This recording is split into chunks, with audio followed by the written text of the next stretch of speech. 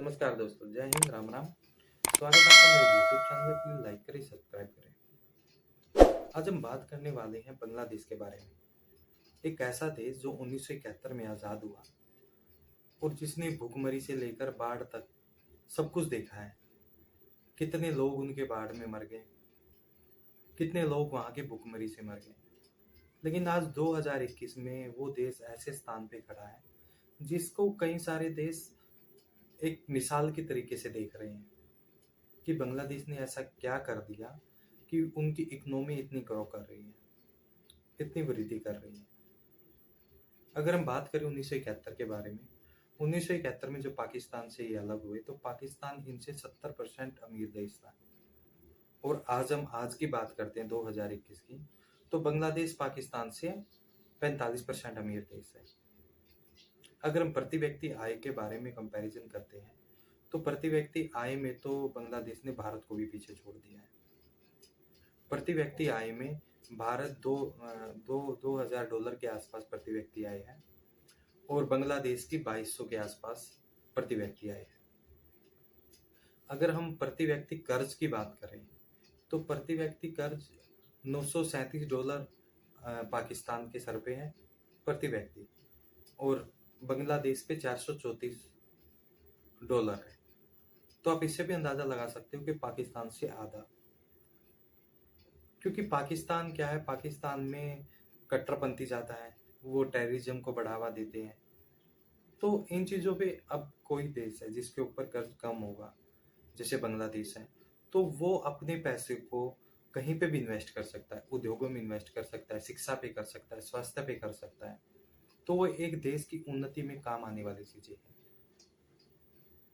अगर हम बैंक खातों के बारे में बात करते हैं तो 10% ही ऐसे बैंक खाते हैं जो निष्क्रिय हैं वहां पे।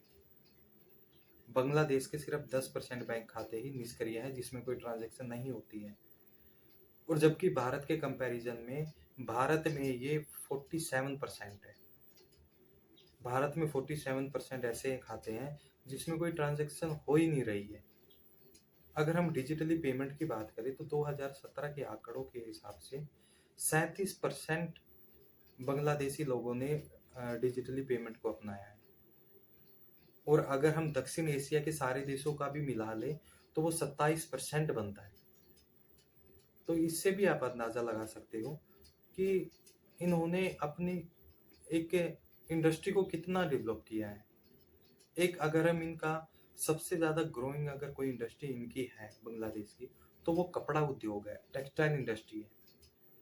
टेक्सटाइल इंडस्ट्री में बड़े बड़े देशों को ये पछाड़ के ऊपर जा रहे हैं। पिछले साल के आंकड़े मैं आपको बताता हूँ। पिछले साल में 10% इनका एक्सपोर्ट बढ़ा है।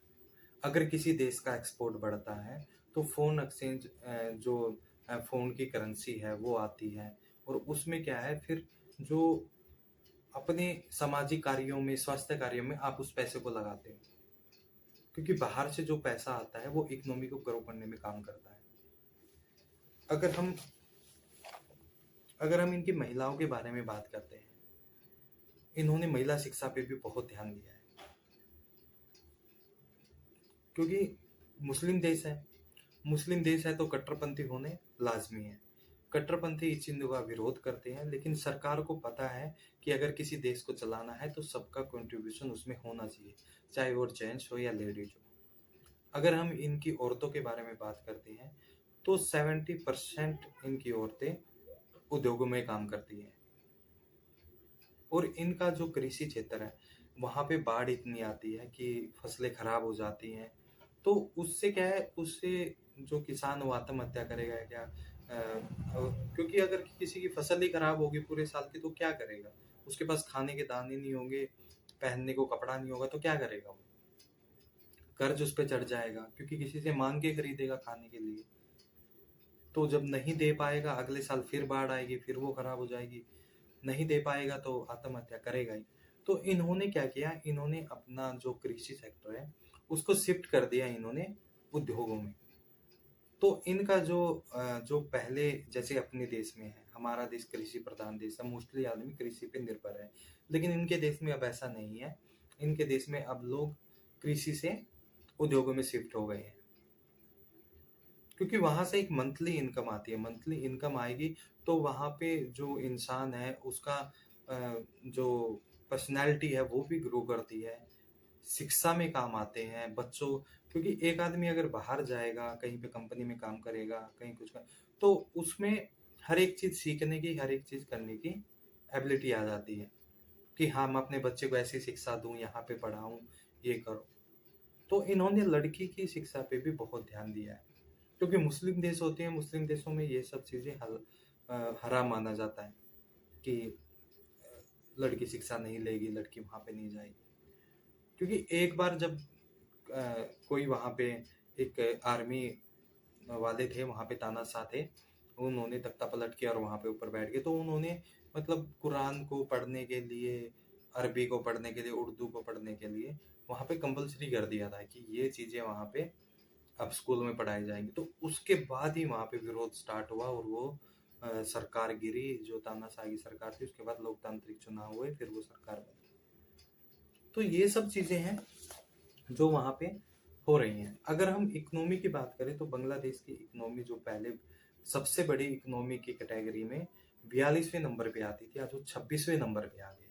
तो आप इसी से अंदाजा लगा सकते हो 42वें स्थान से 26वें स्थान पर आना कितना बड़ा, एक बोलते हैं ना कि एक मिलस्टोन है। तो बांग्लादेश ने हर एक सेक्टर में, हर एक चीज में काम किया है। नो डाउट उन्होंने अपनी जनसंख्या पे भी कंट्रोल किया है, क्योंकि अगर पहले की बात करें तो 2017 से पहले उनकी जो जनसंख्या थी वो 1.89 के आसपास उनकी बढ़ती थी।